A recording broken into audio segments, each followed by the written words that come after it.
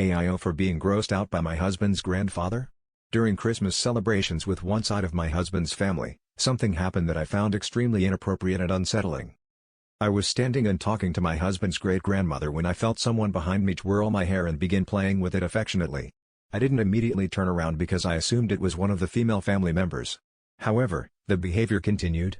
Whoever it was began running their fingers through my hair, dragging their nails down my back, and once my hair ended, they flattened their hands and continued to run their hands flat pressed all the way down to my tailbone.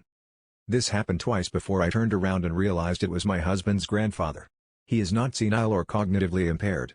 He is very healthy, alert, and active. I instinctively elbowed him away while continuing my conversation, as my husband's great-grandmother has Alzheimer's and didn't notice anything.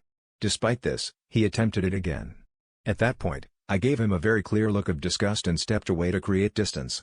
I was in genuine shock and didn't know what to say in the moment. I felt extremely uncomfortable and confused by what had just happened. Shortly after, he began asking me questions about my pregnant belly, such as whether it gets in the way and what kinds of things it gets in the way of. Asking if my belly is uncomfortable yet and if I have to sit differently because of it. The questions felt intrusive and inappropriate, especially following what had already occurred.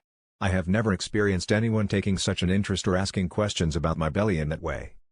I very briefly told my husband about what happened without too much detail but enough to give him the general idea, but he didn't respond at all and completely changed the topic. He is extremely sensitive when it comes to his family, and this has been a difficult area in our relationship in the past. Because of that, I tend not to push these issues, as it feels like nothing negative about his family is ever allowed to be said. I genuinely want to know whether I am overreacting for feeling completely disgusted and disturbed by his grandfather's behavior.